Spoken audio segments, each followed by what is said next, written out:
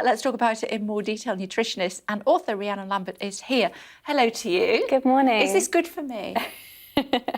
I think that's the ultimate question, and it would, of course, depend on your overall lifestyle and what you eat throughout the day. So whilst this is an excellent example of lots of different nutrients, you've got your avocado, your healthy fats, you've got protein there, fibre in the beans, protein in the eggs again.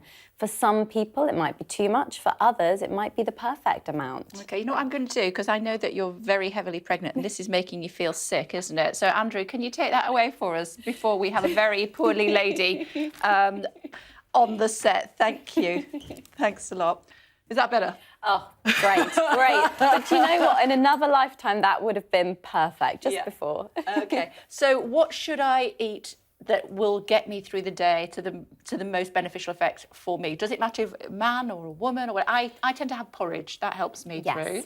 So this is the thing. A study that came out recently was only conducted on men in a very small sample size. Yeah, it was about 16, wasn't it? Yeah, you can't really... Yeah, 16. You can't really make a judgment. Yeah, you can't generalise to the overall population. Of course, it depends on our age, how active we are, what's going to suit you. Generally speaking, you want a good amount of starchier carbohydrates or slow-releasing complex carbohydrates, things like your porridge.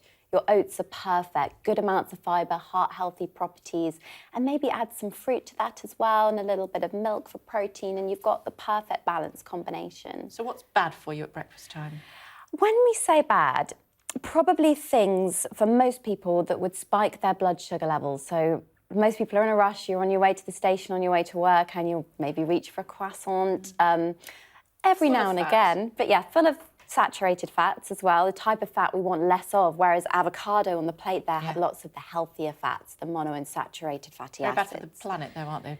Avocado. Well, this is another thing. Sustainable eating is something perhaps we should all be having a discussion about as well. And that's because somebody was asking me about it. It's because they use too much water to actually grow them. Is that right? Well, also the amount that we import and we travel food over, whereas something like porridge oats we have a much larger access to in the UK, and it's also more affordable, I think. For most people out there, it's quite an accessible type of food. It doesn't cost much and it's super healthy. So that old phrase about breakfast like a king, lunch like a prince, and supper like a pauper. Pauper, yes. Is that right? For most people, that's probably a pattern that's going to work quite nicely for them.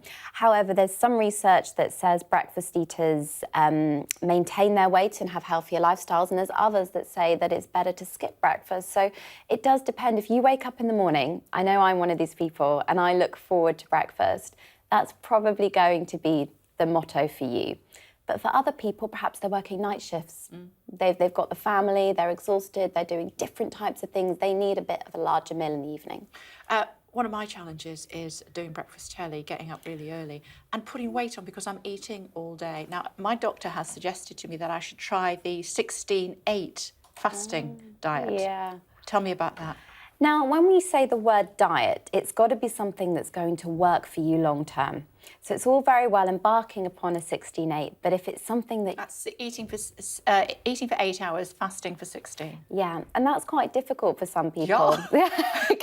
Especially if you have a poor relationship with food, for instance, or your anxiety's triggered, and you've got a history of things like that. It can be so triggering to try and kind of abstain from food can only make you sometimes want it more. So it's got to work for your lifestyle, but it could be beneficial. Yeah, my producer Mike's saying he has a great relationship with food. They love each other. When's the baby due? 6 weeks now. How are you feeling? I'm feeling Apart good. from being a bit nauseous with a cooked breakfast in the morning. Do you know, breakfast is normally my best meal of the day. Like you, I'm a porridge girl. Are you? OK, well, we'll get rid of that and then you won't have to see it on the way out. It's good to talk to you. Thanks very much indeed. Thanks.